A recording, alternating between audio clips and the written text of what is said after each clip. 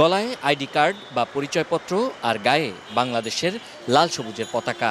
এভাবেই সড়কের যান চলাচলে যেন শৃঙ্খলা বজায় থাকে সে দায়িত্ব পালন করছেন বিভিন্ন স্কুল, কলেজ, বিশ্ববিদ্যালয় ও মাদ্রাসার শিক্ষার্থীরা। তাদের সঙ্গে কাঁধে কাঁধ মিলিয়ে কাজ করছে বিএনসিসি, কাব, স্কাউট, ক্যাডেট এবং এলাকায় এলাকায় থাকা বিভিন্ন সামাজিক সংগঠন। পালাক্রমে বিভিন্ন শিফটে ভাগ হয়ে নগরীর প্রায় সবগুলো গুরুত্বপূর্ণ পয়েন্টে ট্রাফিক পুলিশের দায়িত্ব পালন করছেন তারা। পুলিশ তাদের দায়িত্ব এখন পালন করতেছে না। এখন যদি আমরা দায়িত্ব পালন না করি পুরাটা ব্যবস্থা তো নষ্ট হয়ে যাবে। নতুন বাংলাদেশের সূচনা তো অবশ্যই হচ্ছে, কারণ আমরা এখন স্বাধীন করেছি দেশটা। দেশ স্বাধীন করার পর এরকম একটা পরিস্থিতি হবে, খুব স্বাভাবিক, কারণ একটু সবকিছু অগোছালো পরিস্থিতি বা এখানে এটা সুস্থ অবস্থায় ফিরিয়ে আনার জন্য আমাদের কাজ করতে হবে। যারা ট্রাফিকের পালন করতো তারা অবশ্যই কতটা যে ডিফিকাল্টির মধ্যে যে পালন করতো সেটা আমরা দেখতেই পাচ্ছি। আমরা যদি ট্রাফিকের এখানে না দাঁড়াতাম তাহলে বুঝতাম না তারা কতটা কষ্ট সহ্য করে। চিন্তাশীল মানুষ আছে যারা আমাদেরকে এসে খাবার দিচ্ছেন, বিভিন্নভাবে সাহায্য করছেন, সহযোগিতা করছেন, তাদেরকে আমরা ধন্যবাদ জানাই এবং আমরা সকলের কাছে আশাবাদী সকলেই আগে আসবে।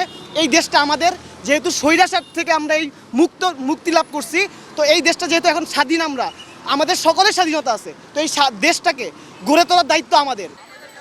তাদের চেষ্টা রিক্সা বা অন্যান্য গাড়িগুলো যেন নির্দিষ্ট লেন মেনে তারপর চলাচল করে।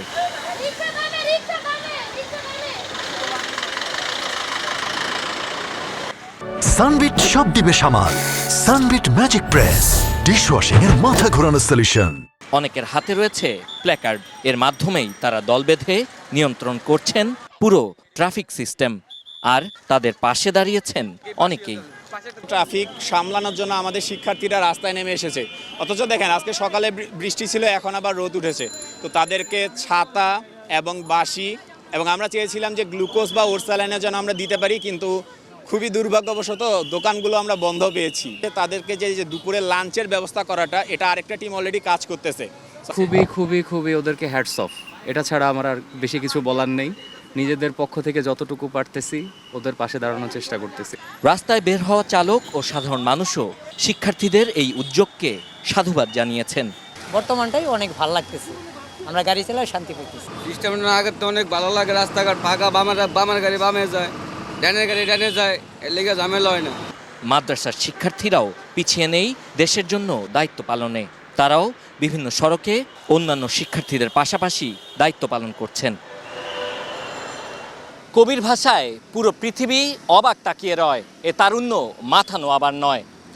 শিক্ষার্থীদের হাত ধরেই শুরু হোক নতুন এক বাংলাদেশের শুভ সূচনা, যেখানে এভাবে সড়কের মতোই প্রত্যেকটি জিনিস থাকবে নিয়মতান্ত্রিক এবং নিরপেক্ষ। Sabbir Ahmed, ATN news, Dhaka.